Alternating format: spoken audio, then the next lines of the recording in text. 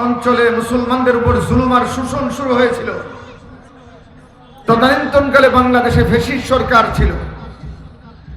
আমি গ্রেফতারের রক্তচক্ষুকে উপেক্ষা করে শৈখুল ইসলাম আল্লামা আহমদ শফি রহমাতুল্লাহ আলাইহির আহ্বানে চট্টগ্রামের শানে রিসালাত কনফারেন্সে আমি দীপ্ত কণ্ঠে বলেছিলাম, রোহিঙ্গাদের উপর যে জুলুম আর অত্যাচার হচ্ছে, গোটা মুসলিম বিশ্বের উচিত জিহাদ ফি সাবিলিল্লাহর তরবারি ধারণ করে এই জালিমদের মোকাবেলায় তাদের পক্ষে অস্ত্র ধারণ করা। এই কথা আমি প্রথম বাংলাদেশের হাজার হাজার প্রশাসনের সামনে বলেছিলাম। আমি এই কথাও বলেছি, ইতিহাস সাক্ষী, মুসলিম মুসলমানদের রক্ত যেই জমিনে পড়ে, এই জমিনে আল্লাহ কালেমার ঝান্ডাকে উড্ডীন করে দেন। ইনশাআল্লাহ সুম্মা ইনশাআল্লাহ আপনার বিচলিত হওয়ার কোনো কারণ নাই। ইনশাআল্লাহ সুম্মা ইনশাআল্লাহ আল্লাহর উপর ভরসা করে বলি, ইনশাআল্লাহ অচিরেই সামনে খবর পাইবেন, গোটা আরকান নয়, গোটা পৃথিবীর বুকে শাসন করবে মুসলমানেরা ইনশাআল্লাহ। কিন্তু এর জন্য কুরবানির দরকার, এর জন্য রক্ত দেওয়ার দরকার, এর জন্য ত্যাগ স্বীকার করা দরকার। আমি আপনাদেরকে জিজ্ঞাসা করি, আল্লাহর জন্য কি তোমরা জীবন দিতে রাজি আছো? কারা কারা হাত উঠে আল্লাহকে দেখাও।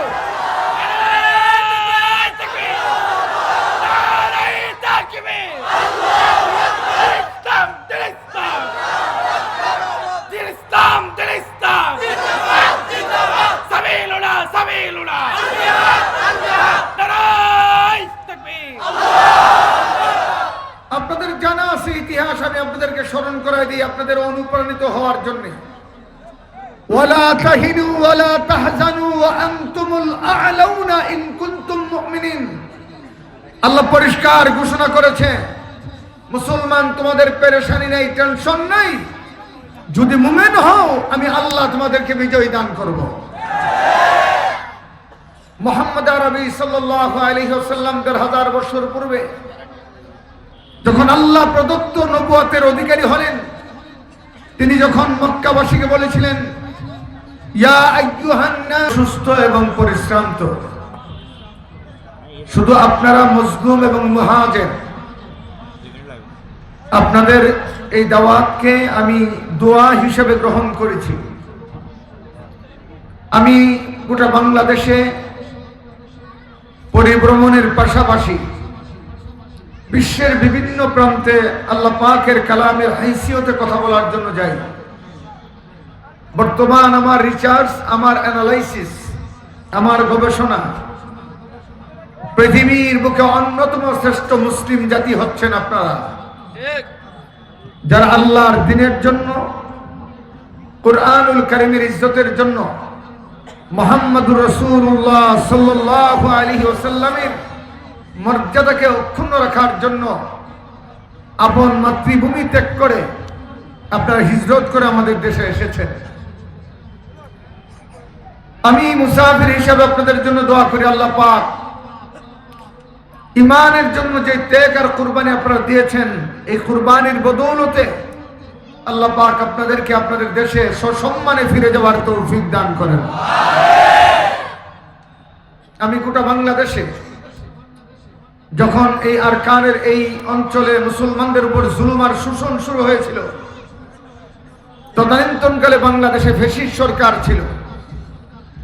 আমি গ্রেফতারের রক্তচক্ষুকে উপেক্ষা করে শৈখুল ইসলাম আল্লামা আহমদ শফি রহমাতুল্লাহ আলাইহির আহ্বানে চট্টগ্রামের শানে রিসালাত কনফারেন্সে আমি দীপ্ত কণ্ঠে বলেছিলাম, রোহিঙ্গাদের উপর যে জুলুম আর অত্যাচার হচ্ছে, গোটা মুসলিম বিশ্বের উচিত জিহাদ ফি সাবিলিল্লাহর তরবারি ধারণ করে এই জালিমদের মোকাবেলায় তাদের পক্ষে অস্ত্র ধারণ করা। এই কথা আমি প্রথম বাংলাদেশের হাজার হাজার প্রশাসনের সামনে বলেছিলাম। আমি এই কথাও বলেছি, ইতিহাস সাক্ষী, মুসলিম মুসলমানদের রক্ত যেই জমিনে পড়ে, এই জমিনে আল্লাহ কালেমার ঝান্ডাকে উড্ডীন করে দেন। ইনশাআল্লাহ সুম্মা ইনশাআল্লাহ আপনারা বিচলিত হওয়ার কোনো কারণ নাই। ইনশাআল্লাহ সুম্মা ইনশাআল্লাহ আল্লাহর উপর ভরসা করে বলি, ইনশাআল্লাহ অচিরেই সামনে খবর পাইবেন গোটা আরকান নয়, গোটা পৃথিবীর বুকে শাসন করবে মুসলমানেরা ইনশাআল্লাহ। কিন্তু এর জন্য কুরবানির দরকার, এর জন্য রক্ত দেওয়া দরকার, এর জন্য ত্যাগ স্বীকার করা দরকার। আমি আপনাদেরকে জিজ্ঞাসা করি, আল্লাহর জন্য কি তোমরা জীবন দিতে রাজি আছো? কারা কারা হাত উঠে আল্লাহকে দেখাও।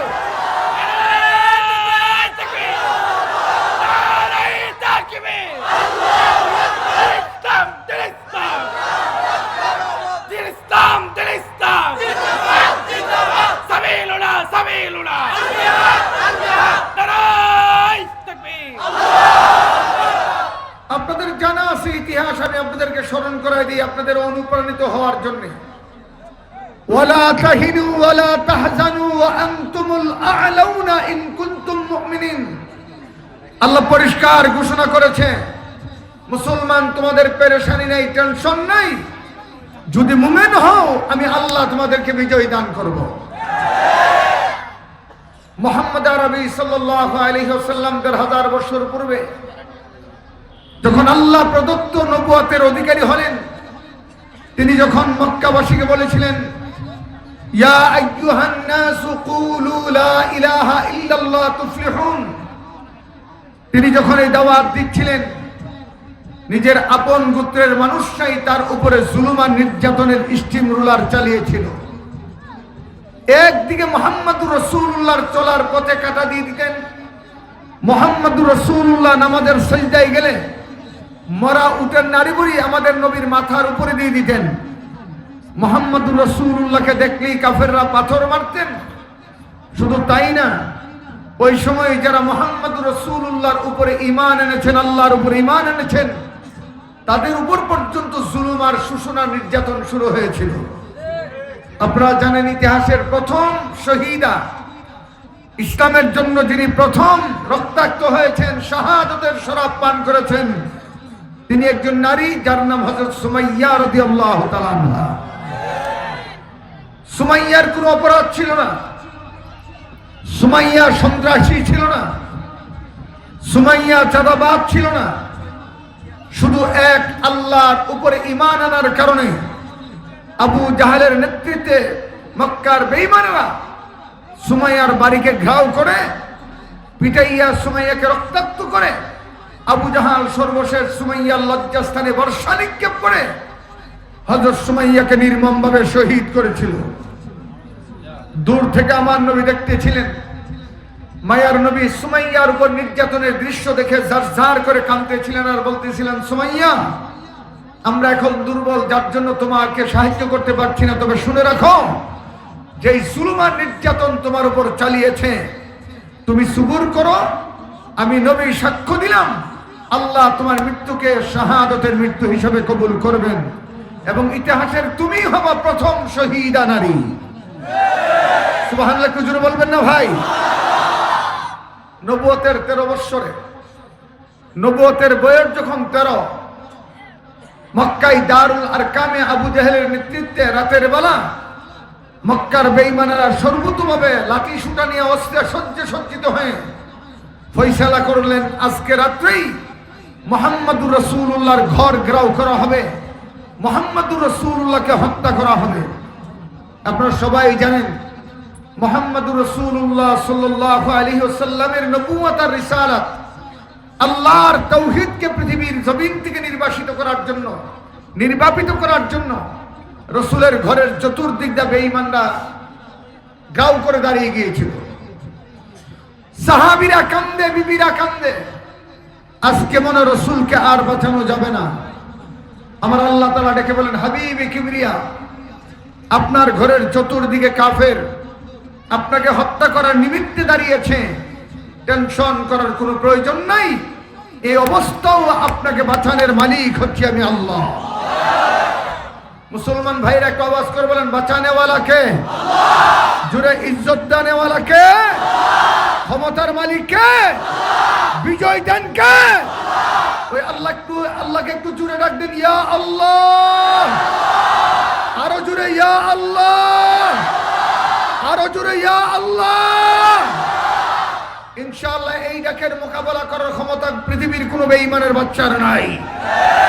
বলেন সমস্ত ক্ষমতার মালিক আল্লাহ। তার হাবিবে কিবরিয়াকে ডাকতে বলেন এক মুষ্টি বালি নেন, কোরআনুল কারীমের আয়াত পড়েন, বালিতে ফু দেন। বালি চিনেন তো? যে বালি, বালি কি বলেন আপনারা? বালু, বালু।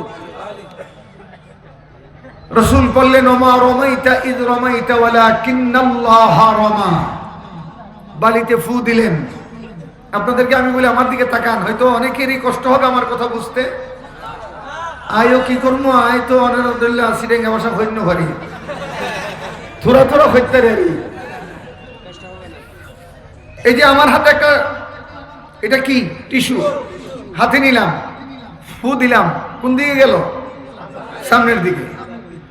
তো এটা তো স্বাভাবিক, ফুয়ের গতি যেদিকে বস্তু যাবে তার বিপরীত দিকে। কিন্তু যেই জবানের ফু, এটা সাধারণ জবান না, এটা রহমাতুল লিল আলামিনের জবান। আর হুকুমটা হচ্ছে আল্লাহ পাকের। প্যারা নবী বালিতে ফু দিলেন, ফু। আল্লাহ তাআলা বালির প্রত্যেকটা কণাকে হুকুম করলেন আমার নবীকে হত্যার উদ্দেশ্যে যারা আমার নবীর ঘরের চতুর্দিকে দাঁড়িয়ে আছে, বালি প্রত্যেকটা বেঈমানের চোখের মধ্যে প্রবেশ করো। আল্লাহু আকবার। প্রত্যেকটা বেঈমানের চোখের মধ্যে প্রবেশ করো। আমার মুহাজির ভাইরা ভালো করে শোনো, তোমাদেরকে সান্ত্বনা দেওয়ার মতো ভাষা আমার জানা নাই, তবে আল্লাহ পাকের কোরআন তোমাদের জন্য অনুপ্রাণিত। আল্লাহ পাকের কোরআন তোমাদের জন্য অনুসরণীয়। আল্লাহ পাকের কোরআন তোমাদের জন্য অনুপ্রেরণা। আল্লাহ পাকের কোরআন তোমাদের জন্য ঈমান চেতনা জাগ্রত করবে। হ্যাঁ, কোরআনেই তোমাদের জন্য সান্ত্বনা আছে। সেটা কি? ফু দিয়েছেন রাসূল বালিতে, আর আল্লাহ কাফেরদের চতুর্দিকে দাঁড়ানো কাফেরদের চোখে বালি পৌঁছায়া দিলেন। কাফেররা চোখ ডলতে লাগলেন। আমার নবীকে আল্লাহ ডাকতে হাবিবি কিবরিয়া। কাফেররা স্থানে দাঁড়িয়ে আছে, আপনি তাদের ভিতর চলে যান, আমি আল্লাহ আপনাকে সেভ করে মক্কাতুল মুকাররমা থেকে মদিনা পর্যন্ত পৌঁছায়া দেব। মদিনা রাসূলের বাড়ি ছিল না, নবীর মূল বাড়ি ছিল মক্কাতুল মুকাররমায়। বলেন নবীর মূল বাড়ি কোথায়? রাসূলের জন্মস্থান কোথায় বলেন? মক্কাতুল মুকাররমায়। তিনি হিজরত করলেন মদিনায়। মাত্র 8 বৎসরের ব্যবধানে 10,000 সাহাবাই কেরামের কাফেলার আত্মত্যাগের বিনিময়ে বিনা রক্তপাতে আল্লাহ পাক রাসূলকে মক্কা বিজয় দান করলেন। তবে এর জন্য প্ল্যান লাগবে, প্ল্যান। প্রথম শর্ত আপনাদেরকে ঐক্যবদ্ধ হতে হবে। কিসের ভিত্তিতে ঐক্যবদ্ধ হবেন? কালেমার ভিত্তিতে। বলেন আমাদের কালেমা কি? লা ইলাহা। সবাই বলেন আমাদের কালেমা কি? লা ইলাহা। কে কোন গোত্রের, কে কোন গোষ্ঠীর, কে কালো, কে সুন্দর, কে ধনী, কে গরিব, কে ছোট, কে বড়, কে নারী, কে পুরুষ, এই ভেদাভেদ এখন আর করা যাবে না। এখন আপনারা আপনাদের অস্তিত্ব বাঁচানোর জন্য আপনাদেরকে ঐক্যবদ্ধ হতে হবে। মনে রাখবেন, জেনে রাখবেন, যে জাতি ঐক্যবদ্ধ হয় ঈমানের চেতনায়, এই জাতির বিজয় কেউ দাবায় রাখতে পারে না। আপনাদের রক্ত এবং অস্ত্রের বিনিময়ে আল্লাহ পাক এই মায়ানমারের মধ্যে আগুন লাগাই দিছে। মায়ানমারে এখন শান্তি নাই। কেন? মুসলমানের রক্ত ঝরিয়ে কেউ শান্তি থাকতে পারে না। কথা বলেন ঠিক কিনা? জোরে বলেন। ইনশাআল্লাহ অচিরেই, নেয়ার সময় খুব নিকট সময় ইনশাআল্লাহ আর কানে রন্দে রন্দে কালেমার ঝান্ডা উঠবে। এর জন্য জীবন দিতে হবে, জীবন দিতে রাজি আছো? এর জন্য রক্ত দিতে হবে, রক্ত দিতে রাজি আছো? কারা কারা হাত ধরে আল্লাহকে দেখাও।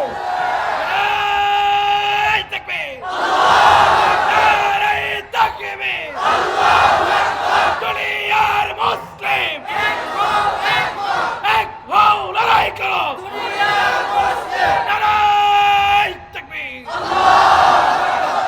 আমি বর্তমান বাংলাদেশের গভর্নমেন্টকে বলবো, প্রশাসনের দায়িত্বশীলদেরকে বলবো, এবং নির্বাচনে যারা ক্যান্ডিডেট হয়েছেন আপনাদেরকে বলবো, আপনাদের নির্বাচনের ইশতেহারের মধ্যে রোহিঙ্গা ভাইদের এই সংকটকে নিয়ে আসবেন।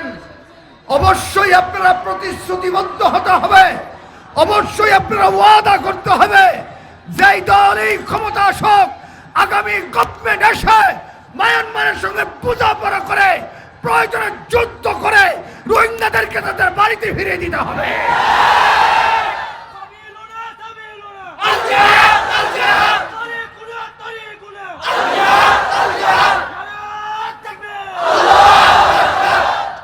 বৈষম্য বিরোধী আন্দোলন করে আমরা 16 বছরের জালিম থেকে দেশকে বিজয়ী করেছি। সবচেয়ে বড় বৈষম্যতার শিকার হচ্ছে রোহিঙ্গা ভাইয়েরা। কথা বলেন ঠিক কিনা? আওয়াজ করে বলেন। মামুলি ব্যাপার না। আমার ভাইরা এখনো শান্ত আছে। বিশ্ব বিবেককে বলি, মুসলমানের ইমানের সেন্টিমেন্ট নিয়ে খেলবেন না। কেন?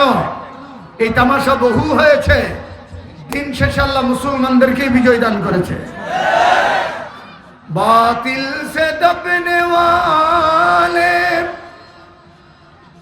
बातिल से दबने वाले ऐ आसमान ही हम सूबर कर चुका है तू इम्तिहान हमारा तौहीद की अमानत सीनों में है हमारा आसान ही मिटाना नाम निशा हमारा।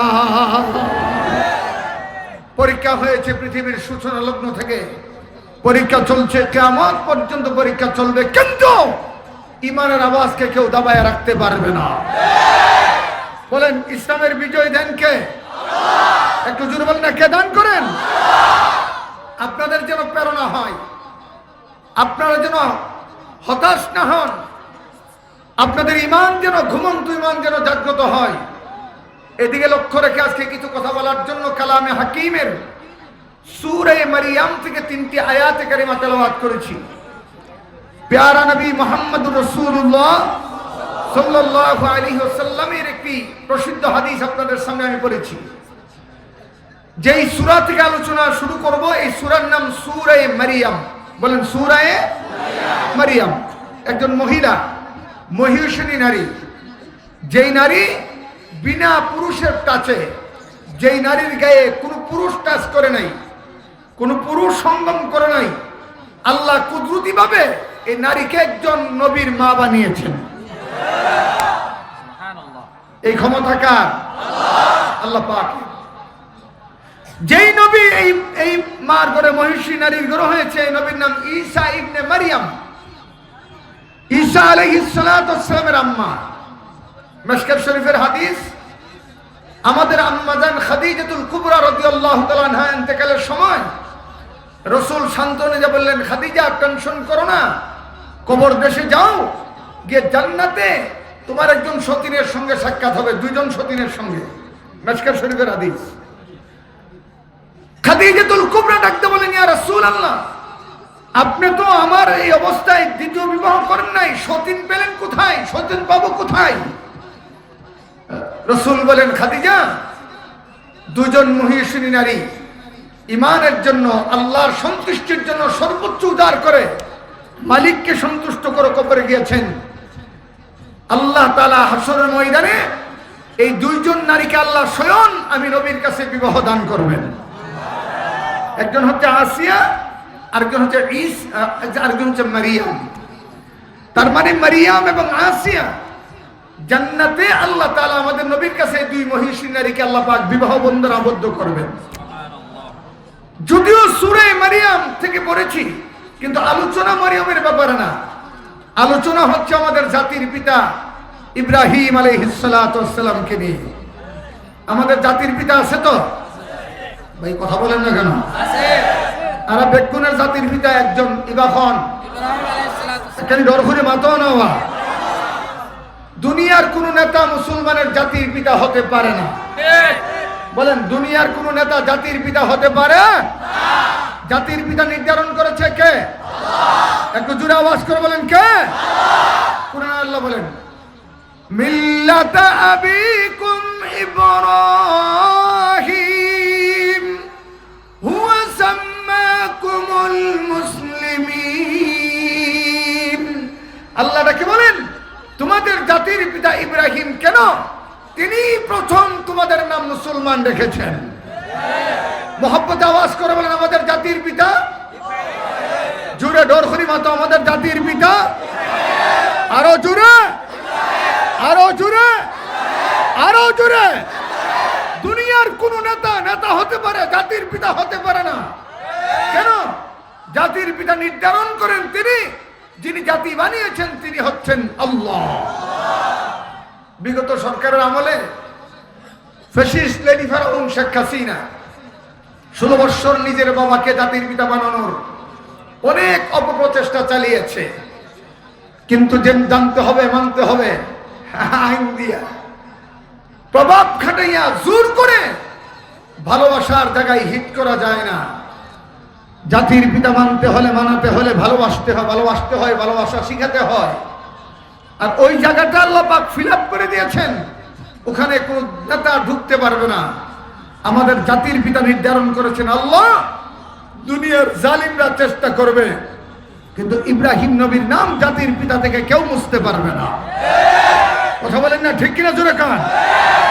আচ্ছা এবার আপনারা বলেন ইব্রাহিম নবীর একজন আব্বা ছিল, আব্বার নাম কি? দরখরি মাথাও না আজার। এবার আপনারা খন্ত ইবা মুসলমান ছিল না কাফের ছিল? দরখরি মাথাও না নবীর বাবা কাফের। ভাইরা আমার ভালো করে শুনেন, একজন মানুষের জন্য বাবার চাইতে আপন কেউ হয় না, একজন মানুষের জন্য মার চাইতে আপন কেউ হয় না। কিন্তু মোকাবেলা যখন ইমানের হয়, ইমানের সামনে মা বাপ মানা যায় না, ইমানকে কলিজায় ধারণ করতে হয়। আল্লাহ বলেন ফালা তুতিউহুমা ইলাইয়া মারজিউকুম। যখন কোন মুমিন মা বাপ মানতে গেলে ইমান চলে যাবে, ফালা তুতিউহুমা, ওই সময় মা বাপ মানা যাবে না। ইলাইয়া মারজিউকুম, গোটা দুনিয়া ছেড়ে আমি আল্লাহর দিকে প্রত্যাবর্তিত হতে হয়। কেন? জীবনের চাইতে ইমানের দাম বেশি। বলেন জীবনের দাম বেশি না ইমানের দাম বেশি? একটু জোরে ডরখরি মাতো না ভাই। ইমান আছে, সব আছে। বলো ইমান আছে, ইমান নাই কিচ্ছু নাই।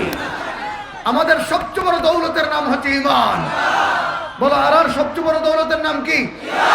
আরো জোরে কও, আরো জোরে বলো। ইমান আছে আর আসি, ইমান থাকবে না আমরা জীবন দিয়ে দেব।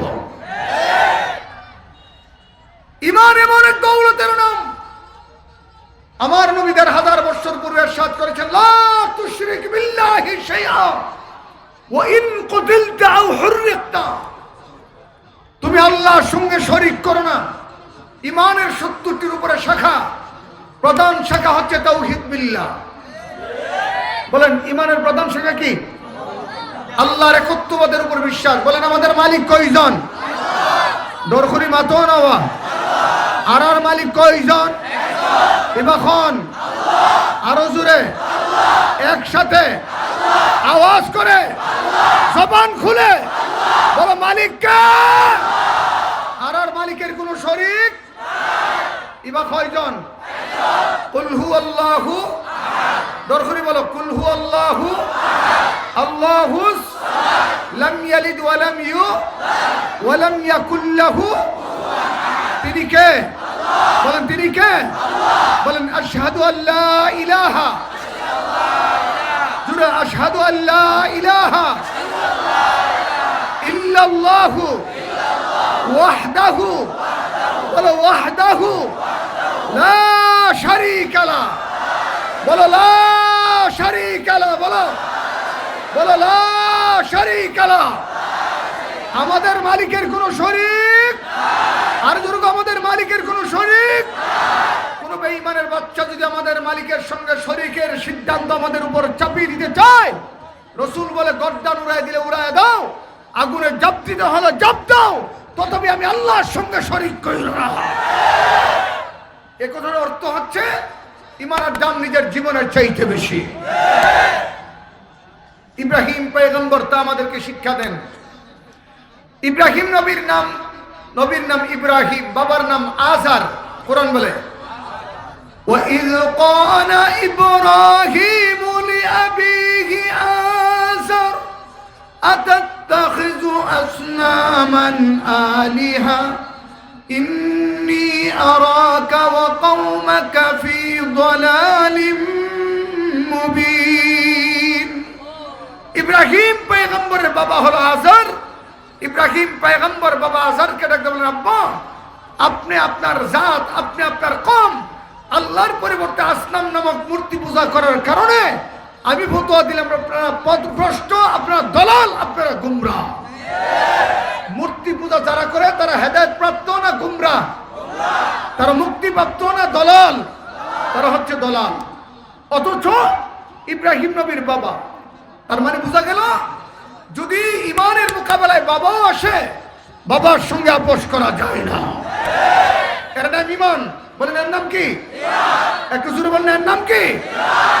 কথাটা একটু এখানে রাখেন। ইমানের একটা ডেফিনেশন আপনাদের সামনে আমি তুলে ধরি।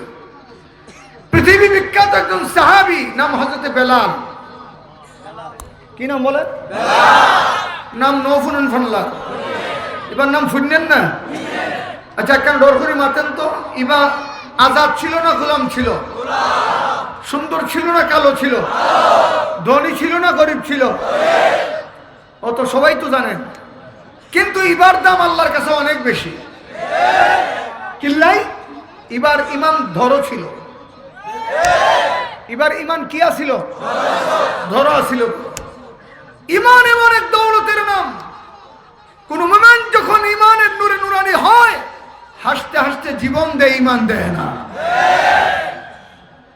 কিন্তু আরা ইল্লানো 10 টাকা দিয়ে আরা ইমান বেশি ফেলাই। এক কাপ সার বিনিময়ে আরা ইমান বেশি দেই। ইমান সবচেয়ে বড় দাবি। কেন রাসূল বলেন লা তাকুমুস সাআ হাত্তা ইউকালা ফিল আরদি আল্লাহ আল্লাহ। একজন ইমানদার, একজন কয়জন? একজন ইমানদার পৃথিবীতে যতদিন থাকবে ততদিন আল্লাহ কিয়ামত দিবেন না। তার অর্থ হলো একজন ইমানদারের দাম 7 আসমান 7 জমিনের চাইতে বেশি। ডাক দাও আল্লাহ। বলো সাহাবীর নাম বিলাল। সাহাবীর নাম আরো ডর করি। কালো না সুন্দর? ধনী না গরিব? গোলাম না আজাদ? আরো জোরে। কিন্তু আল্লাহর কাছে অনেক দামি। বিলালের মনিবের নাম ছিল উমাইয়া। উমাইয়া আবু জাহালের বন্ধু। যেদিন বিলাল কলমা গ্রহণ করেছে, উমাইয়া ডেকে পাহাড়ের উপর উঠাইয়া গলা রশি লাগাইয়া কাটা যুক্ত গাছের উপরে গা থেকে কাপড় খুলে টেনে টেনে শেষে জমিনে নামাইছে। বিলালের পৃষ্ঠদেশে কাটা ঢুকে ঢুকে গোটা পিঠটা ফেরে টুকরা টুকরা হয়ে গেছে। কালো বিলালের রক্ত থেকে, দেহ থেকে লাল রক্ত ঝরতে ঝরতে আরবের মরুভূমি রঞ্জিত হয়েছে। বিলালের গলায় রশি লাগায় টানে জিহ্বা বের হয়ে গেছে। উমাইয়া ডাক দেখো বিলাল, কলমা পড়ার স্বাদ গ্রহণ করো, বলো এখনো সময় আছে কলমা ছাড়বা কিনা। বেলাল এই রক্তাক্ত অবস্থায় ডেকে বলেছেন, উমাইয়া আমার পিঠে কাটা ঢুকাইয়া গলায় রশি লাগাইয়া জিহ্বা বের করে দিয়েছ, আমার পিঠকে কাটা দিয়া টুকরা টুকরা করেছ, আমার শরীর থেকে রক্ত রঞ্জিত করেছ আরবের মরু প্রান্তর। এরপরে বলছো আল্লাহ ছাড়ার জন্য। শুনে রাখো, জেনে রাখো, জীবন যাবে ইমান ছাড়ব না। জীবন যাবে, ইমান ছাড়ব না। আপনারা দেশ ছেড়েছেন, ইমান ছাড়েন নাই, এটা আপনাদের সফলতা। ইনশাল্লাহ ইমানি সেন্টিমেন্ট করে রাখেন, আবার আল্লাহ আপনাদেরকে বিজয় দান করবেন ইনশাআল্লাহ। কোন বাতিলের সাথে আপোষ করা যাবে না, কোন বেঈমানের সামনে মস্তক অবনত করা যাবে না। উমাইয়া ডাক দেখো, জুলুমের মাত্রা বাড়াও। আরবের উত্তপ্ত রোদের মধ্যে বেলালকে উর্দুলঙ্গ করে শোয়া দিলেন। বুকের মধ্যে 100 মণ ওজনের পাথর চাপা দিলেন। কথা বুঝতে লাগবেন তো? সবাই বুঝেন তো কথা? বিলালের জিহ্বা বের হয়ে গেছে, জিহ্বার একটা অংশ জমিনে লেগে জিহ্বার একটু আগা পুড়ে যায়, বিলালের জবান বন্ধ।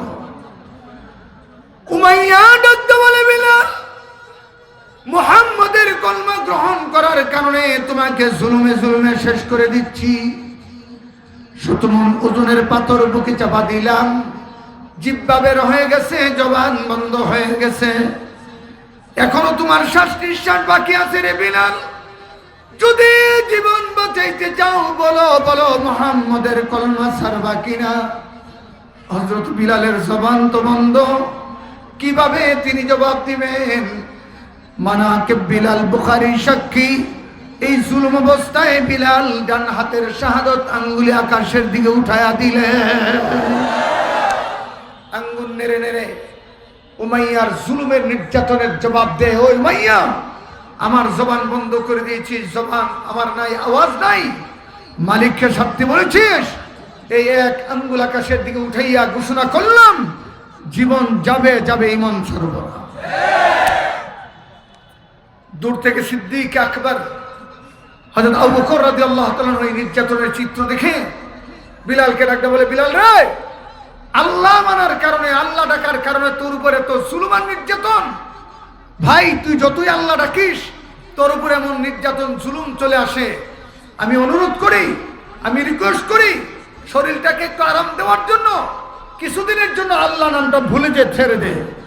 বিলালের সমস্ত শরীর আঘাতে আঘাতে ক্ষত বিক্ষত, জর্জরিত, হাত নাড়তে পারে না, ঘাড় ফিরাইতে পারে না, শরীর ক্ষত বিক্ষত হয়ে গেছে।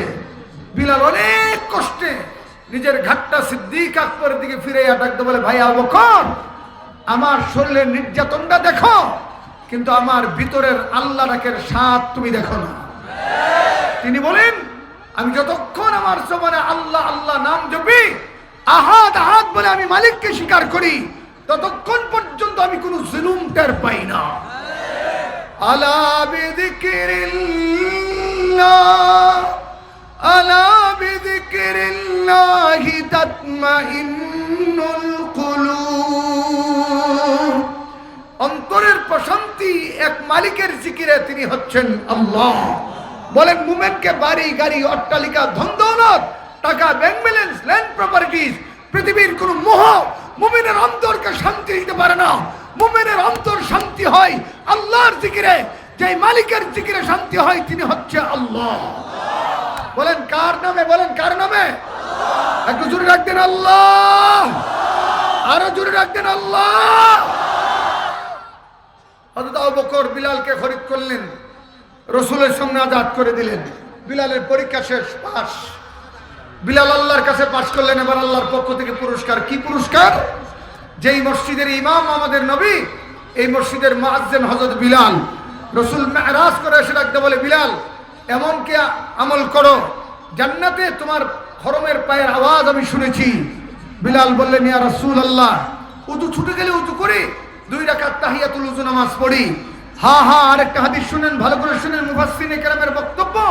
পৃথিবীর যেই মানুষ যেই কবরে ইসরাফিল আলাইহিস সালাম সিঙ্গা ফুঁক দিলে ওই মানুষটা ওখান থেকে কবর উঠবেন। আমাদের নবীর রওজা হচ্ছে মদিনা। বলেন, আমাদের নবীর রওজা কোথায়?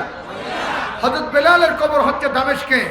ঈমানের পরীক্ষায় বেলাল উত্তীর্ণ হওয়ার কারণে মুফাসসিরিনে কেরাম বলেন, ইসরাফিল আলাইহিস সালাম যখন সিঙ্গা ফুঁ দিবেন, হযরত বিলালের কবর আল্লাহ তাআলা টেনে রসুলের রওজার কদমের সামনে নিয়ে আসবেন।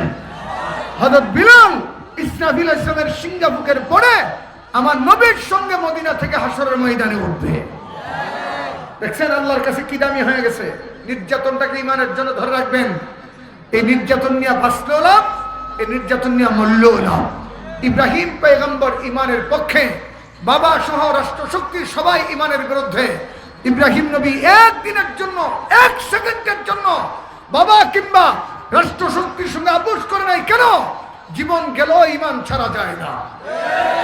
বলেন, জীবন গেল ঈমান ছাড়া যায় না। আমি একটা তম্বি, একটা সতর্কবাণী আপনাদেরকে শোনাই।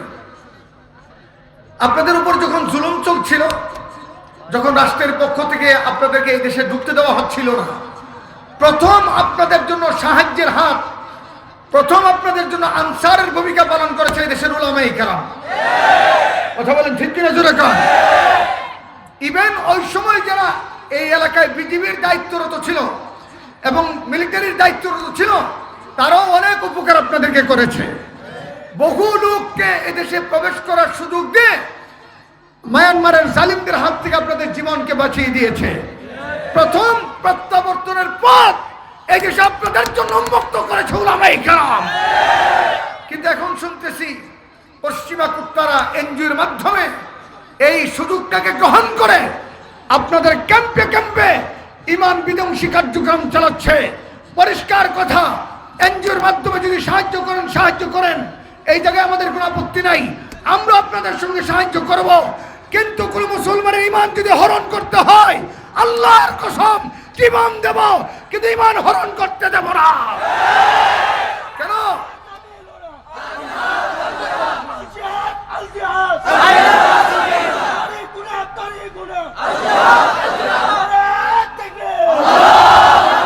জোরে বলেন, সাহায্য করার মালিককে, সমস্ত ক্ষমতার মালিককে।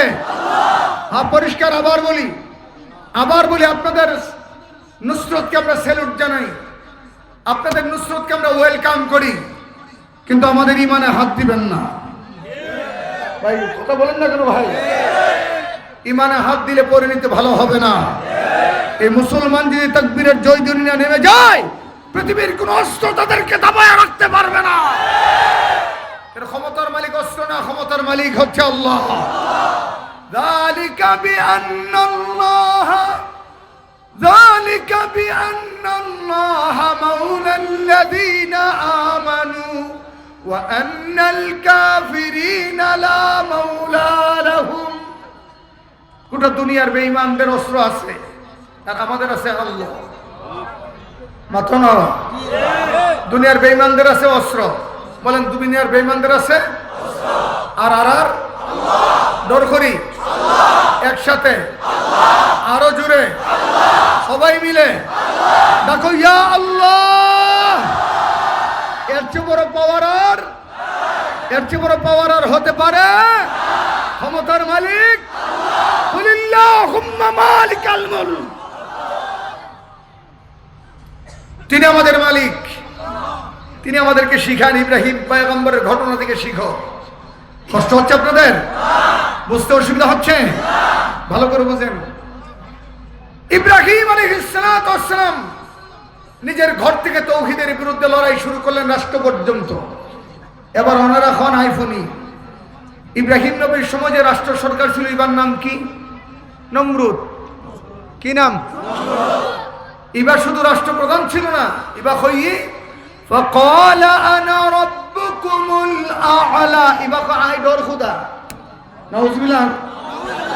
দুনিয়ার কোন প্রেসিডেন্ট আল্লাহ হতে পারে না। আল্লাহ আমাদের মালিক একজনই, তিনি কে? আল্লাহ।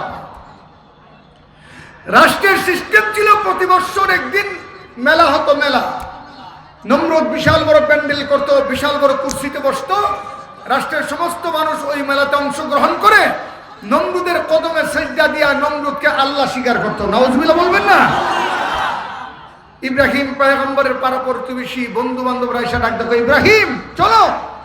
ইব্রাহিম নবী হডে যাইম আজিয়া নমরুদে আল্লাহ মানন করিব, ইতার কদমে সিজদা দন করিব। একখানা ডর করি মাতিমা মুসলমান সিজদা করিব হারে, কোন গায়রুল্লাহর কদমে সিজদা দেওয়া জায়েজ? সিজদার একমাত্র মালিক আল্লাহ। ইয়াকা না'বুদু, বলো ইয়াকা না'বুদু ওয়া বলো ইয়াকা না'বুদু, বলো ওয়া বলো সিজদার মালিক কে? কিন্তু ইব্রাহিম পয়গম্বর যদি বলে আমি নমরুদকে মানি না, তো রাষ্ট্র শক্তি তাকে ধরে হত্যা করবে। তিনি তওরিয়া করলেন, ফানাযারা নাজরাতান ফিন নুজুম।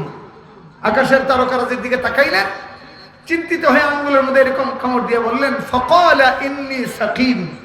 ভাই আমি যাবো কেমনে? আমি তো অসুস্থ। পাবলিক মনে মনে ভাবলো ইব্রাহিম যেহেতু অসুস্থ, সে থাকুক, আমরা যাই, চলো আমরা সবাই যাই। সবাই নমরুদকে আল্লাহ মানার জন্য গেল, ইব্রাহিম পয়গম্বর যায় নাই। কেন? ইব্রাহিম নবী, নবীরা এমন সত্তার নাম যারা কোনো গুনাহ করে না, নবুয়তের আগেও না, নবুয়তের পরেও না। বলেন নবীদের কোনো গুনাহ নাই, বলেন নবীদের কোনো, বলেন নবীরা মাসুম, বলেন নবীরা কি, বলেন নবীদের কোনো গুনাহ, আরো জোরে ডর করে, নবীদের কোনো গুনাহ, গুনাহ করলে নবী হয় না, নবী হইলে গুনাহ করে না। সুবহানাল্লাহ, নবতী বেনা ভাই। যখন সবাই নমরুদের কাছে চলে গেল, ইব্রাহিম পয়গম্বর বড় একটা কুড়াল নিয়ে, কুড়াল চিনেন তো, কি কোন আপনারা, ওই যে গাছ যে কাটে কুড়াল,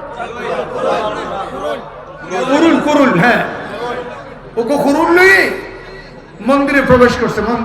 মন্দিরে ঢুকছে, গিয়া দেখে মন্দিরের ভিতরে বিশাল বড় বড় মূর্তি, কিছু ছোট ছোট মূর্তি, একটা বড় মূর্তি আর শত শত ছোট ছোট মূর্তি। মুহতারাম হাজরিন, তারা বেগুনে মূর্তির সামনে খাবার দিই, আপেল, নাশপাতি, বেদানা, মিষ্টি। মূর্তিগুলা খাইতে পারে না, কথা খাইতে পারে না, দেহিত পারে না, শুনিত পারে না। ইতারার কোনো প্রাণ আছে না, ইতারা মূর্তি, ইতারার তো কোনো প্রাণ নাই, জড় পদার্থ। ইব্রাহিম তো বলে, ইয়া আবাতি লিমা তা'বুদু মা লা ইয়াসমা'ু ওয়া লা ইউবসির ওয়া লা ইউগনি আনকা শাইআ। ও আব্বা, এমন বস্তুরে কেন মানেন, এমন বস্তুর ইবাদত কেন করেন যেই বস্তু দেখেও না, শুনেও না, কোনো কল্যাণ দিতে পারে? ইব্রাহিম নবী দেখে প্রত্যেকটা মূর্তির সামনে খাবার। ইব্রাহিম কয়, ওডো সাইরস কিলাই, নখাস কিলাই, খা, মূর্তি খাইতে নিব না, এটা ন খা, ন মাতে, যেতে ন মাতে, মাথার মধ্যে কুড়াল দিয়ে ভাঙ্গি পড়ে যা। এরকম গুঁড়ো গুঁড়ো যত মূর্তি আছে সব ভেঙ্গে বড় মূর্তির সামনে খাড়ায়, বড় মূর্তির নাকটা কাইটা কুড়ালটা কান্দে ঝুলাই দিয়া বাড়িতে এসে শুয়ে রয়েছে। সুবহানাল্লাহ, কিছু বলবেন না? বিগত হাসিনার আমলে আপনারা শুনেছেন, 2021 সালে আমাকে গ্রেফতার করা হয়েছিল, আমাকে 20 মাস কারাগারে আবদ্ধ রেখেছে, 20 মাস। আমার অপরাধ কি ছিল, আমাদের অপরাধ কি ছিল?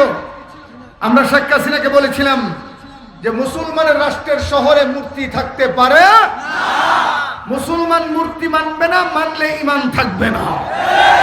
বলেন, মুসলমান মূর্তি মানবে না, মানলে ঈমান থাকবে না। মূর্তি প্রমোট করে যারা বেঈমান তারা। বলেন, মূর্তির কোনো ক্ষমতা ওয়ালা ইউবসিরু ওয়ালা ইসমা, এরা শুনেও না, দেখেও না, ওয়ালা ইউগনি আনকা শাইআ, এদের কোনো করার ক্ষমতা নাই। আমাদেরকে গ্রেফতার করে মিথ্যা মামলা দিয়ে আইনাগর সেলের ভিতরে আবদ্ধ রেখেছিল 20 মাস। আমি কারাগারে ছিলাম 20 মাস কারাগারের সিজদায় পড়ে মালিককে একটি দোয়াই করেছিলাম, আল্লাহ, যে জালিম তোমার পক্ষ অবলম্বন করার জন্য, মূর্তির বিরুদ্ধে কথা বলার জন্য আমাদের উপরে জুলুম চালিয়েছে, তাদের পতন দেখতে চাই। মাত্র 3 বছর। আর এরা গ্রেফতার করছে 21-এ, ইতারার পতন নিয়ে 24-এ। হাসিনা ভাই ইবা আছে না, গেই গই হইকে গেই দরখুরি মাতো নাওয়া। ইবার ফুয়া থাকে আমেরিকা, মায়া থাকে লন্ডন, ইবা গেই ইন্ডিয়া, কিল্লাই। আল্লাহ যেন বলে, হাসিনা মূর্তি বানাইছো, যাও মূর্তি দেশেই থাকো, মুসলমানের দেশে তোমার থাকার দরকার নাই। যেইসা তেইসা বাইগনে শুটকি। মুহতারাম হাজিরিন, পাবলিক যখন নমরুদের এলাকা থেকে এসে মন্দিরে প্রবেশ করলো, তাকায় দেখে সর্বনাশ, সবগুলো মূর্তিকে ভেঙ্গে বড় মূর্তি কুড়াল নিয়ে দাঁড়িয়ে রয়েছে। দৌড়ে নমরুদের কাছে গিয়া কয়, নমরুদ, মন্দিরে যাইও না, আগুন। কি বড় মূর্তি, সবগুলো মূর্তি ভেঙ্গে এবার তোমার তালাশ করে। নমরুদ কো, তোর ফল আই ফল ন। যেই মূর্তি দাঁড়াইতে পারে না, দেখতে পারে না, লড়তে পারে না, চড়তে পারে না, শুনতে পারে না, এই মূর্তি আর একটা মূর্তিকে ভাঙতে পারে না, নিশ্চয়ই কে ভেঙ্গেছে। এই মূর্তি ভাঙবে একজন, তার নাম ইব্রাহিম। মন্ত্রী পরিষদের সবাইকে ডেকে মিটিং করলেন, সিদ্ধান্ত নিলেন কিভাবে ইব্রাহিমকে শায়েস্তা করা যায়। একজনকে গর্দান উড়ায় দাও, একজনকে শুলিতে চড়াও, একজনকে ফাঁসিতে হত্যা করো, একজনকে পানিতে চুবায় মারো। নমরুদ কো, আমি মালিক, সিদ্ধান্ত আমার। সবাই দেবতার নামে লাকড়ি দাও, ইব্রাহিমকে আগুনে পুরো হত্যা করব। নাউজুবিল্লাহ জোরে বলবেন না? আমার দিকে তাকান, আলোচনার শেষের কথাগুলো মনোযোগ দিয়ে শুনুন, আপনাদের প্রেরণার জন্য বলছি। হ্যাঁ, এখান থেকে আপনারা শিক্ষা গ্রহণ করবেন। হতাশ হওয়ার সুযোগ নাই। বলেন, মুসলমানের হতাশ হওয়ার সুযোগ নাই। আমি আমার বলিষ্ঠ কণ্ঠে বলে যাই, মুসলমানের হারানোর কিছুই নাই। মুসলমান আল্লাহর জন্য বাঁচতেও লাভ, আল্লাহর জন্য মরলেও লাভ। আমাদের হারানোর কিছুই বাঁচতে গাজী, মরলে শহীদ। সুবহানাল্লাহ একটু জোরে বলবেন না ভাই? ইব্রাহিম পয়গম্বরের বিরুদ্ধে হুলিয়া জারি হলো কি? ইব্রাহিমকে আগুনে পুড়ে মারতে হবে। একজন মানুষকে পুরানোর জন্য মুফাসসিরিনে কেরাম বলেন, তারা লাকড়ির স্তূপ দিলেন 6 মাইল এরিয়ার লাকড়ির স্তূপ দিলেন। এই বিশাল অগ্নকুণ্ডির ভিতরে ইব্রাহিম নবীকে ফেলে হত্যা করবে, আর তারা আনন্দ উল্লাস করবে। আল্লাহ যেন ডেকে বলেন, নমরুদ তুই দেখাবি তোর পাওয়ার, আর আমি আল্লাহ দেখাবো কুদরত। নমরুদ বিশাল বড় আগুনের ব্যবস্থা করে আল্লাহর খলিল ইব্রাহিমের বাড়িতে পুলিশ পাঠাইলেন। ইব্রাহিম নবীর ঘরের চতুর্দিকে পুলিশ বেষ্টনী করে বড় বড় পুলিশের অফিসার ইব্রাহিম নবীকে ধরলেন, হাত পা গুলা বাঁধলেন, রশি দিয়া টেনে টেনে শেষরায়া আগুনের দিকে নিয়ে আসতেছে। মুহতারাম হাজরিন, ভালো করে শুনেন, এক মালিকের উপর ঈমান আনার জন্য আল্লাহর খলিল ইব্রাহিমকে হত্যা করা হবে আগুনে পুড়ে। ইব্রাহিম নবীকে আনতে আনতে যেই মাত্র আগুনের সামনে আনলেন, নমরুদ ডেকে ডেকে বললেন, ওরে আমার পরিষদের সদস্যরা, ইব্রাহিমকে এমনি এমনি ফেলবা না। ইব্রাহিমের গা থেকে কাপড়গুলা খুলো, উলঙ্গ বানাও। আমার ভাইরা ভালো করে শুনেন, দুনিয়ার সমস্ত নবীরা হায়াওয়ালা ছিলেন, বেহায়া কোন নবী ছিলেন না। ইব্রাহিম নবীর হাত বাঁধলেন, পাও বাঁধলেন, বাসা থেকে শেষরায়া টেনে টেনে আনলেন। ইব্রাহিম নবী কান্দেন নাই। যেই মাত্র বললেন ইব্রাহিম নবীর গা থেকে কাপড় খোলার জন্য, সঙ্গে সঙ্গে তিনি হৃদয়ের দিকে মাইল হইয়া আকাশের মালিক আল্লাহকে ডাকতে বললেন, ও আল্লাহ, ওগো মালিক, তোমার জন্য, তোমার তাওহীদের জন্য আগুনে পড়ব, আমার কোনো আপত্তি নাই। কিন্তু আল্লাহ তাআলা আমার জীবনে হায়াতে কোনোদিন কোনো বেঈমান আমার শত্রু দেখে নাই। নমরুদ বাহিনী আমার কাপড় খুলবে, আল্লাহ তোমার দরবারে দরখাস্ত করি, আমার কাপড় খুলুক না খুলুক, কিন্তু আমার সতর্কে তুমি বেঈমানদের নজর থেকে হেফাজত করো। আল্লাহ জান্নাতের ফেরেশতাদেরকে ডাকতে বললেন, ওরে জান্নাতের ফেরেশতারা, ইব্রাহিম খলিলের গা থেকে কাপড় খোলার আগে আগে জান্নাত থেকে অদৃশ্য জামা ইব্রাহিমের গায়ে পরায়া দাও। কাপড় খুলেছেন ঠিক, কিন্তু ইব্রাহিম নবীর শত্রু কেউ দেখেন নাই। এবার ইব্রাহিম নবীকে টিকার মধ্যে বাঁধলেন, চরকার মতো ঘোরাবেন, হঠাৎ করে রশি ছেড়ে দিবেন, ফুরুত করে ইব্রাহিম নবী ছিটকে আগুনের মধ্যে পড়বে। এই কঠিন মুহূর্তে আকাশের ফেরেশতা আল্লাহকে ডাকতে বললেন, ওগো আল্লাহ, আপনার খলিল ইব্রাহিমকে পুরানো হবে, আপনি পারমিশন দেন। নমরুদের আগুনটা জ্বালিয়েছে আগুন ইব্রাহিমের জন্য, আমরা আগুনটা নিবারণ করব, নমরুদকে মাটির সাথে মিশিয়ে দেব। আল্লাহ ডাকতে বলে, ও ফেরেশতারা, বিপদ তো আমার না, বিপদ হচ্ছে ইব্রাহিমের। যাও যাও যাও, আমার ইব্রাহিম যদি চায়, আমার ইব্রাহিমকে তোমরা গিয়ে সাহায্য করো। বিপদের চূড়ান্ত মুহূর্তে ফেরেশতারা এসে ডাকতে বললেন, ও আল্লাহর খলিল, আমরা আল্লাহর পক্ষ থেকে ফেরেশতারা আপনাকে সাহায্য করার জন্য এসেছি। আপনি যদি আমাদের কাছে সাহায্য চান, নমরুদের আগুন থেকে আপনাকে হেফাজত করার জন্য এসেছি। চূড়ান্ত বিপদের মুহূর্তে ইব্রাহিম পয়গম্বর ফেরেশতাদেরকে ডাকতে বললেন, ওরে ফেরেশতারা, আমার বিপদের দিনে আমার মা আমার খবর নেয় নাই, আমার বাবা পর্যন্ত রশি ধরে ধরে টেনেছে যেন আমি ইব্রাহিম আগুনে পড়ে ভস্মীভূত হয়ে যাই, আগুনে পড়ে মারা যাই। দুনিয়ার কোনো সন্তানের জন্য বাবা এমন নির্দয় হতে পারে না। আমি আল্লাহকে মেনেছি, এই জন্য আমার বাবাও চায় আমি যেন আগুনে পড়ে শেষ হয়ে যাই। এই সময় আপনারা সাহায্য করার জন্য এসেছেন, আপনাদেরকে মোবারকবাদ, ধন্যবাদ। কিন্তু আপনাদের সাহায্য আমার দরকার নাই, আমার জন্য আমার আল্লাহই যথেষ্ট। ইয়া আইয়ুহান নাবিয়্যু হাসবুকাল্লাহ, হাসবুকাল্লাহ।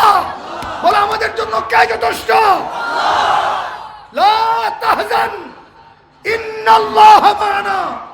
আমার মুহাজির ভাইরা, তোমরা বিতাড়িত হয়েছ, বাবা হারিয়েছ, মা হারিয়েছ, স্ত্রী হারিয়েছ, সন্তান হারিয়েছ, হতাশ হয়ো না, আল্লাহ সাথে আছে। বলো বাঁচানোর মালিক আল্লাহ। একটু ডরখুরি মাথাও না। কোন বাবা অক্কল ন বাঁচায়, কোন কবরওয়ালা ন বাঁচায়, মাজার ন বাঁচায়, বাঁচায় কে? ডরখুরি বলো না, কে বাঁচায়? হ্যাঁ, ওই আল্লাহ। আমাদের দায়িত্ব আল্লাহমুখী হওয়া, আল্লাহর দায়িত্ব আমাদেরকে বিজয়ী দেওয়া। শুধু একটি কথা বল, চূড়ান্ত কথা বলে যাই। এই জুলুম কেন এসেছে? আল্লাহকে ছেড়ে দেওয়ার জন্য। এজন্য তোমাদের দরকার তওবা করা, তওবা করা। মালিকের কদমে সাজদায় পড়ো, বলো মালিক এমন গুনাহ করেছি যার জন্য তুমি আমাদের প্রতি নারাজ হয়ে গেছো। বিনয়ের সাথে, আবেগের সাথে, অনুভূতির সাথে, তওবার সাথে সাজদায় পড়ে পড়ে মালিকের সঙ্গে রাবেতা কায়েম করো। এই মালিক তোমাদের জন্য জমিনকে উন্মুক্ত করে দিবেন। এখন তোমাদের প্রয়োজন তওবা করা, ঐক্যবদ্ধ হওয়া। মনে রাখো, কুরআনুল কারীম আল্লাহ বলেন, ইয়া আইয়ুহাল্লাযীনা আমানু ইযা লাকীতুম ফিয়াতান ফাসবুতু, ইযা ফিয়াতান ফাসবুতু ওয়াযকুরুল্লাহা কাসীরা। ঈমানদার যখন বেঈমানদের মোকাবেলা করবা তখন দুইটা গুণ অর্জন করো। কয়টা? জোরে বলেন, কয়টা? এক, ঈমানের উপর অবিচল, ঈমানের উপর মজবুত, ঈমানের উপর দৃঢ়তা। দুই, বেশি বেশি আল্লাহর জিকির। এক, ঈমান। ঈমানের উপর অবিচল থাকতে হবে।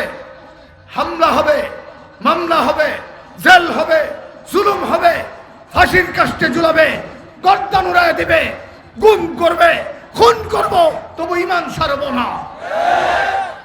আর বেশি বেশি করে রাখতুম হারে ডর করি মাতো নেওয়া। হ্যাঁ, আল্লাহরে বেশি বেশি করে ডাকুন করিব। আল্লাহ বলেন লাআল্লাকুম তুফলিহুন। দুইটা গুণ যদি অর্জন করো আমি আল্লাহ তোমাদেরকে বিজয় দান করব। বলেন এক, ঈমান। বলেন এক, ডর করি মাতো না ভাই, এক। বলো এক। জীবন যাবে, ঈমান দেব না। বলো জীবন যাবে, কল্লা দেব, ঈমান দেব না। জান দেব, ঈমান দেব না। রাজি আছো তো ইনশাআল্লাহ? বলো এক, ঈমান। ডর করি এক, ঈমান। দুই, বেশি বেশি আল্লাহর জিকির। এই দুইটা গুণ যদি তোমরা এই খুঁটে কুড়ে ঘরে বসে আল্লাহর সঙ্গে রাবেতা করতে পারো, এই দুইটা গুণে আল্লাহর ওয়াদা তোমাদেরকে বিজয় দান করবে। দুনিয়ার পরাশক্তিকে তোমাদের কদমের সামনে সারেন্ডার করাবে। দুনিয়ার পরাশক্তি তোমাদের কাছে সারেন্ডার করতে বাধ্য হবে। এখন আত্মসমালোচনার সময়। বলো ঈমানের দৃঢ়তা আর আল্লাহর জিকির মুসলমানদের বিজয়ের চিহ্ন।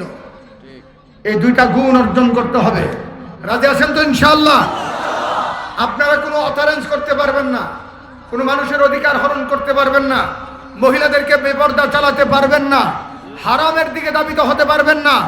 আপনারা প্রয়োজনে নবীর মতো পেটে পাথর বাঁধবেন, তথাপি হারাম খাবেন না। এখন আপনারা পরীক্ষার মধ্যে আছেন, এই দুইটা গুণ অর্জন করবেন। এক, ঈমান। আবার বলে এক। বলো প্রথম কি? ডর করি মাতো প্রথম। আর দুই নম্বর বেশ বেশ জিকির করিবা খার। এই দুইটা গুণ অর্জন করো। যদি এই দুই গুণের মাধ্যমে মালিক রাজি হয়, ইনশাআল্লাহ তোমাদের হারানো রাষ্ট্র আল্লাহ তোমাদেরকে ফিরাইয়া দিবে। কাফেররা রক্ত ঝরাতে পারে, কাফেররা ক্ষতি সাধন করতে পারে, কিন্তু মুসলমানের বিজয় ছিনিয়ে নিতে পারে না। এখন কইবেন যে হুজুর আমাদের তো অস্ত্র নাই। আমি বলি অস্ত্র দরকার নেই, আল্লাহই যথেষ্ট। দুনিয়ার বেঈমানদের আছে অস্ত্র, আমাদের আছে আল্লাহু আকবার। বলেন আর কি আছে? বলেন আল্লাহু আকবার। আর বাংলাদেশের একজন ডর মধ্যে মুজাহিদ মুফতি আমিনী রহমাতুল্লাহ আলাইহি ইবা শের কইতো আর পড়তো मोमिन की शमशीर अल्लाहु अकबर, मोमिन की ताकत अल्लाहु अकबर, नाराए तकबीर अल्लाहु अकबर, मोमिन की शमशीर अल्लाहु अकबर, बोलें मोमिन की शमशीर अल्लाहु अकबर, मोमिन की नारा अल्लाहु अकबर, नाराए तकबीर अल्लाहु अकबर, जोरे नाराए तकबीर अल्लाहु अकबर, जोरे नाराए तकबीर अल्लाहु अकबर, अरे मोमिन की ताकत, डर खुली बोला मोमिन की ताकत, मोमिन की दावा, अरे मोमिन की ताकत अल्लाहु अकबर, मोमिन की दावा अल्लाहु अकबर, नाराए तकबीर अल्लाहु अकबर। पारबा तो इंशाल्लाह तकबीर দিতে পারবা তো? বলো পারবা? সবাই পারবা তো ইনশাআল্লাহ? দুইটা গুণ অর্জন করে আমি গোলাম বলে গেলাম, আল্লাহ তোমাদেরকে বিজয় দান করবে। এক ঈমান, বলো এক, বলো এক। দুই কার জিকির? এই দুই গুণ অর্জন করো, বিজয় তোমাদের আসবেই আসবে ইনশাআল্লাহ। শুধু মায়ানমার নয়, আগামীর বিশ্ব হবে মুসলমানের বিশ্ব, আগামীর পৃথিবী হবে মুসলমানের পৃথিবী।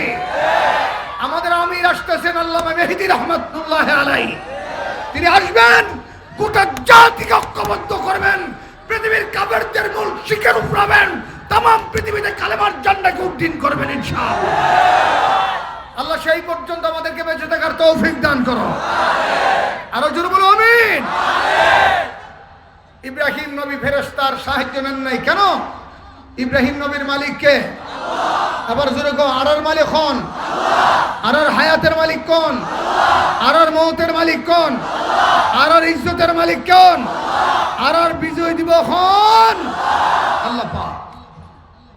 খুতবাতে জুলফিকারের মধ্যে এসেছে যে উলামায়ে কেরাম হত্যার অনুরক্ষণ করিবেন। পৃথিবীর একজন শ্রেষ্ঠ আলেম আল্লামা জুলফিকার নকশবন্দি রহমাতুল্লাহ আলাইহি গত 15 দিন আগে ইন্তেকাল করেছেন।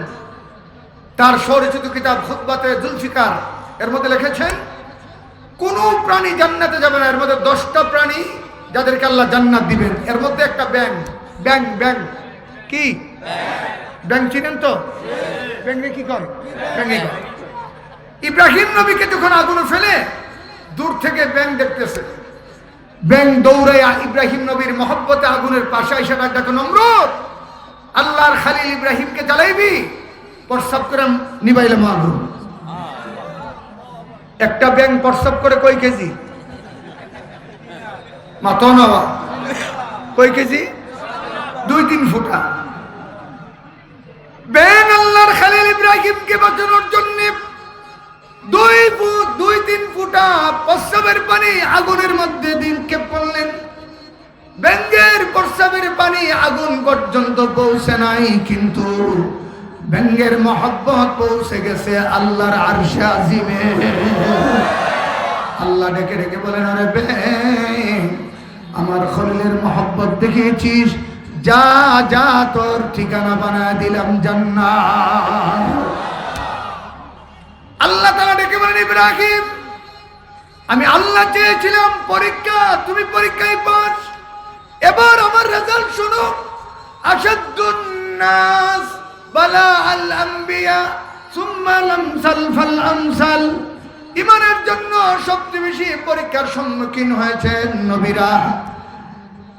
নমরুদ 2 তলায়, ডান পাশে মন্ত্রীরা, বাম পাশে পরিষদের সদস্যরা দূরবীন নিয়ে দেখে বসেছেন কেমনে ইব্রাহিম আগুন উপরে দেখার জন্য।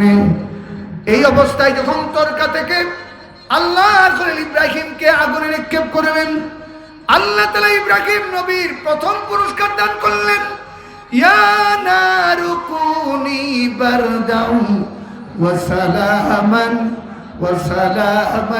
আলা ইব্রাহিম। আল্লাহ তাআলা বলেন, আগুন তোরে পয়দা করেছি আমি আল্লাহ, ওরে আগুন তোর জ্বালানোর ক্ষমতা আমি আল্লাহ দিয়েছি।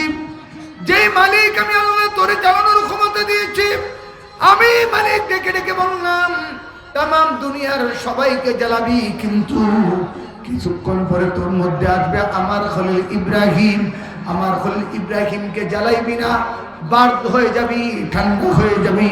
আবার বেশি ঠান্ডা হইলে ইব্রাহিমের ঠান্ডা লাগবে, সর্দি হবে, জ্বর হবে। কোনা ওয়াসালামান বলেন, ওয়াসালামান আলা ইব্রাহিম। শুধু ঠান্ডা হবে এইরকম না, আমার ইব্রাহিমের জন্য সালাম নামক জান্নাত হয়ে যায়। যখন ইব্রাহিম পয়গম্বরকে আগুনে ফেললেন, আগুনে নিক্ষেপ করার পরে আল্লাহর খলিল গিয়ে দেখেন আগুন নাই, আগুনের ভিতরে আল্লাহর জান্নাত। প্রথম তিনি আল্লাহর কদমে সিজদা দিয়ে শুকরিয়া করলেন, আর আগুনের মধ্যে মুস্কি মুস্কি জান্নাতি হাসি হাসেন। নমরুদের পাশেই বসা তার মেয়ে ডাকতে বলে, আব্বা আপনি না খুদা, কহ তোর কি সন্দেহ আছে? সন্দেহ হওয়ার তো কথাই, ইব্রাহিমকে আগুনে নিক্ষেপ করেছিল আগুন তাকে পোড়ানোর জন্য, কিন্তু দেখা যাচ্ছে ইব্রাহিম আগুনের মধ্যে জান্নাতি হাসি হাসতেছেন। ও আব্বা তুমি খুদা না হুদা? নমরুদ ডাকতে বলে, মা একটু ওয়েট এন্ড সি, একটু অপেক্ষা কর। নমরুদ ধোঁয়া থেকে নেমে আগুনের পাশে দাঁড়ায় ডাকতে বলেন, আগুন আমার কোনো ক্ষমতা নাই, কিন্তু নিজেরা আল্লাহ দাবি করছি, লক্ষ লক্ষ মানুষ দেখতেছে, একটু ইব্রাহিম রে পুরা, নতুবা আমার মুখ থাকবে না। আগুন কথা বলতে পারে না। তাফসীরে লেখা আছে, আগুন আল্লাহকে ডাকতে বলে, গো মালিক একটু পাওয়ার দাও, নমরুদের সঙ্গে কিছু কথোপকথন করব। আল্লাহ ডাকতে বলে, যা, আগুন পাওয়ার দিয়ে দিলাম। আগুন ডাকতে বলে, নমরুদ চিল্লা চিল্লি করিস না, ইব্রাহিমকে পুরাবো থাক দূরের কথা, যেই মালিক আমাকে পয়দা করেছেন ওই মালিক আমাকে ইব্রাহিমের জন্য জান্নাত বানায়া দিয়েছে। আমার ক্ষমতা আছে না নাই? তুই যা, তোর গোষ্ঠী লয়া গোটা পৃথিবী জ্বালিয়ে সারখার করে দেব, ইব্রাহিমের পশম জ্বালাতে পারবো না। এই অবস্থায় তখন ইব্রাহিম পয়গম্বর আগুনের মধ্যে জান্নাতি হাসি হাসলো। নমরুদের মেয়ে ডাক দেখো, আব্বা বুঝেছি তোমার কোনো পাওয়ার নাই, তুমি আসলে খোদা না, তুমি ডুপ্লিকেট। ইব্রাহিমের মালিক আসল মালিক। আমি পড়ে নিলাম, লা ইলাহা ইল্লাল্লাহু ইব্রাহিম খলিলুল্লাহ। নমরুদের মেয়ে কলমা পড়ে মুসলমান হয়ে গেছেন। মুহতারাম হাজিরিন, শেষের কথাগুলো ভালো করে শুনেন। ইব্রাহিম পয়গম্বর উপর জুলুম হয়েছে, নির্যাতন হয়েছে, নিপীড়ন হয়েছে, ঘর ছেড়েছেন, হাত পা বেঁধেছে, উলঙ্গ করেছে, আগুনে নিক্ষেপ করেছে। সাহায্য করেছেন কে? একটু জোরে কান। কেন সাহায্য করেছেন? বিপদের সময় ইব্রাহিম আল্লাহকে ভুলে নাই। আপনাদের প্রধান দায়িত্ব, আপনারা আল্লাহকে ভুলবেন না।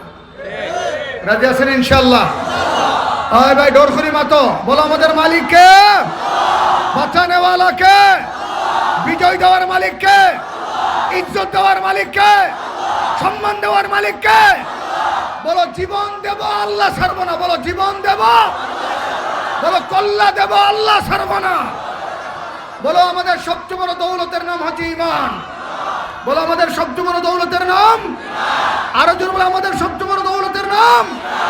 আর ঈমানদারের জন্য গোটা বিশ্ব আল্লাহ উন্মুক্ত করে দেবেন, এটা আল্লাহর ওয়াদা। ঠিক কিনা জোরে কান। আমি দুইটা কর্মসূচি আপনাদেরকে দিয়ে গেলাম।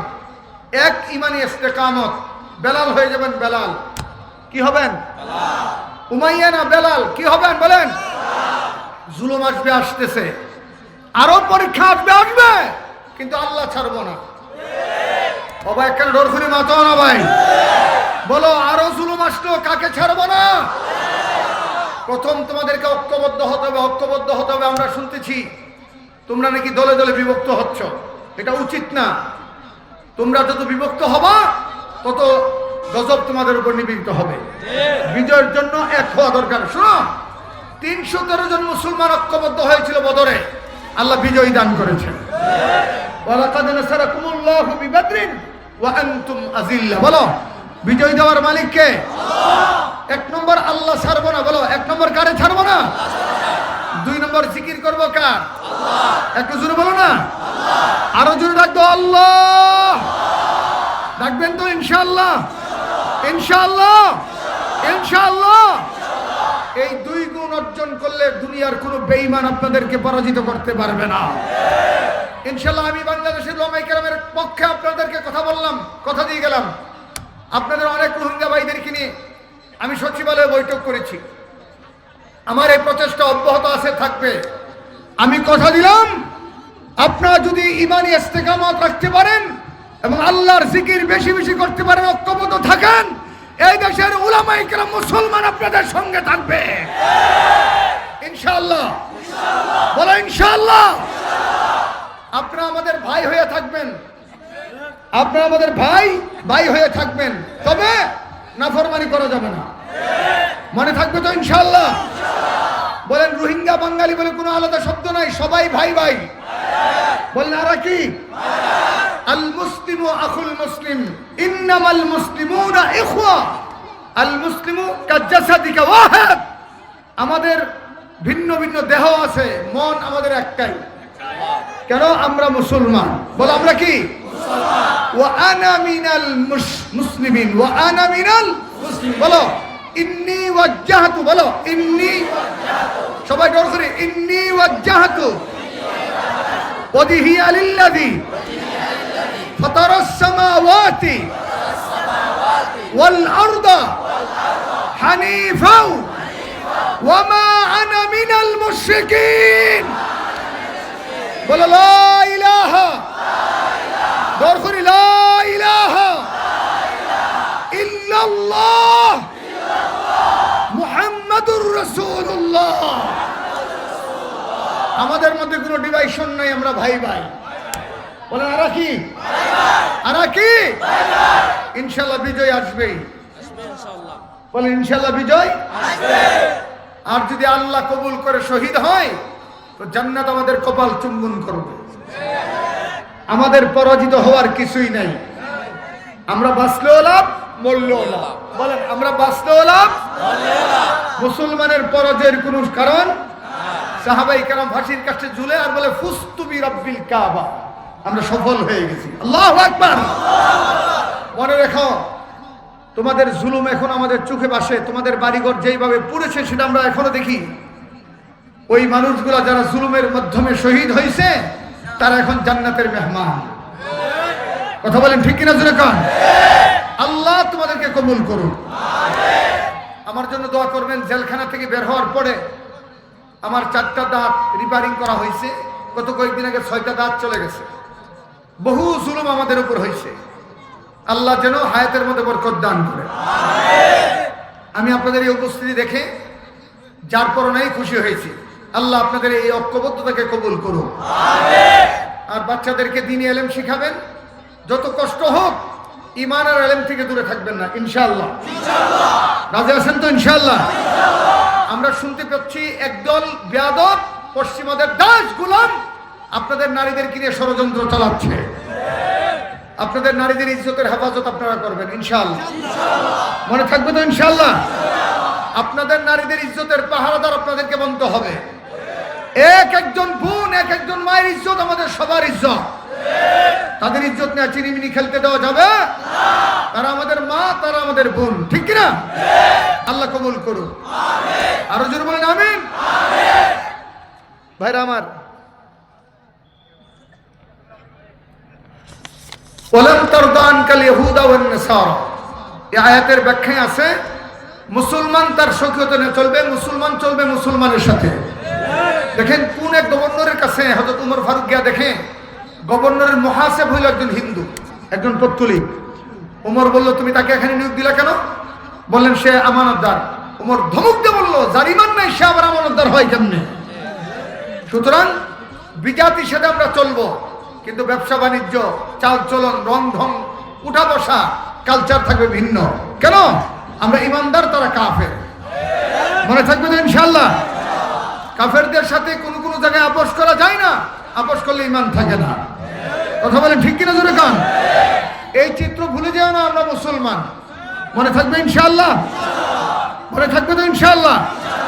মুহতারাম হাজিরিন, যারা অ্যারেঞ্জ করেছেন আজকের এই মাহফিল, আল্লাহ আপনাদেরকে কবুল করুন। আর কোনো আমল আছে আপনাদের? আমরা এখন দোয়া করব কার কাছে? বলেন মাফ করার মালিককে, কবুল করার মালিককে। আসেন আমার সাথে একটু আমল করেন ইনশাআল্লাহ। এরপর হাত উঠাবেন। আমি আজকে আপনাদের সাথে মুসাফা করে যাব। আপনারা লাইন ধরে মুসাফা করবেন, কষ্ট দিবেন না, ঠিক আছে?